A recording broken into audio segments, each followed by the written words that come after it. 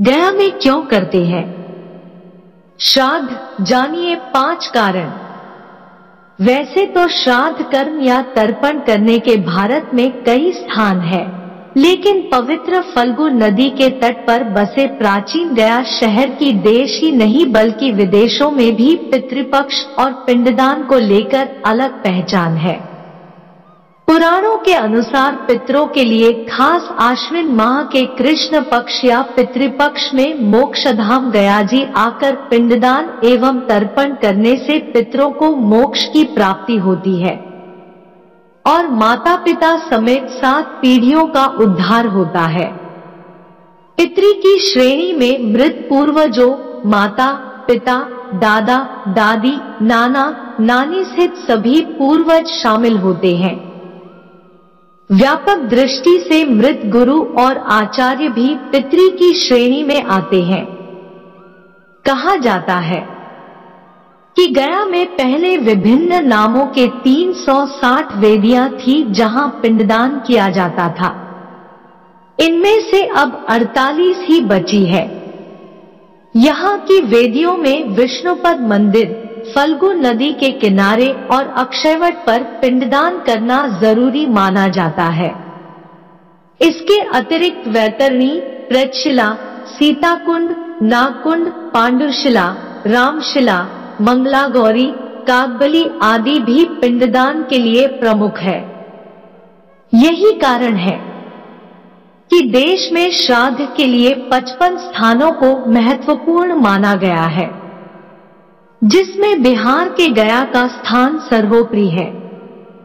आओ जानते हैं इसके 5 कारण। 1. गयासुर नामक असुर ने कठिन तपस्या कर ब्रह्मा जी से वरदान मांगा था कि उसका शरीर देवताओं की तरह पवित्र हो जाए और लोग उसके दर्शन मात्र से पाप मुक्त हो जाएं। इस वरदान के चलते लोग भयमुक्त होकर पाप करने लगे और गयासुर के दर्शन करके फिर से पाप मुक्त हो जाते थे। इससे बचने के लिए यज्ञ करने के लिए देवताओं ने गयासुर से पवित्र स्थान की मांग की। गयासुर ने अपना शरीर देवताओं को यज्ञ के लिए दे दिया। जब गयासुर लेटा तो उसका शरीर 5 कोस में फैल गया। यही 5 कोस जगह आगे चलकर गया बना। 2 देह दान देने के बाद गयासुर के मन से लोगों को पाप मुक्त करने की इच्छा नहीं गई और फिर उसने देवताओं से वरदान मांगा कि यह स्थान लोगों को तारने वाला बना रहे। तब से ही यह स्थान मृतकों के लिए श्राद्ध कर्म कर मुक्ति का स्थान बन गया।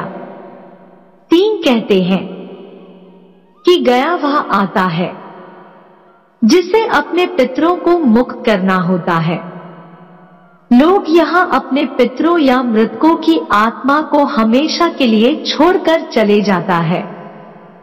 मतलब यह कि प्रथा के अनुसार सबसे पहले किसी भी मृतक तो तीसरे वर्ष श्राद्ध में लिया जाता है और फिर बाद में उसे हमेशा के लिए जब गया छोड़ दिया जाता है तो फिर उसके नाम का श्राद्ध नहीं किया जाता है। कहते हैं कि गया में श्राद्ध करने के उपरांत अंतिम श्राद्ध बद्रिका क्षेत्र के ब्रह्मपाली में किया जाता है। 4. गया क्षेत्र में भगवान विष्णु पितृदेवता के रूप में विराजमान रहते हैं। भगवान विष्णु मुक्ति देने के लिए गदाधर के रूप में गया में स्थित हैं। गयासुर के विशुद्ध देह में ब्रह्मा, जनार्दन, शिव तथा प्रपितामह स्थित हैं। अतः पिंडदान के लिए गया सबसे उत्तम स्थान है। 5 पुराणों अनुसार ब्रह्मज्ञान, गया श्राद्ध, गौशाला में मृत्यु तथा कुरुक्षेत्र में निवास ये चारों मुक्ति के साधन है। गया में श्राद्ध करने से ब्रह्महत्या, सुरापान, स्वर्ण की चोरी, गुरुपत निगमन और उक्त संसर्गजनित सभी महापातक नष्ट हो जाते हैं। मित्रों, यह जानकारी आपको कैसी लगी कमेंट बाद में जरूर बताइएगा। वीडियो अच्छा लगा हो तो वीडियो को लाइक और शेयर करें, चैनल को सब्सक्राइब कर ले। धन्यवाद।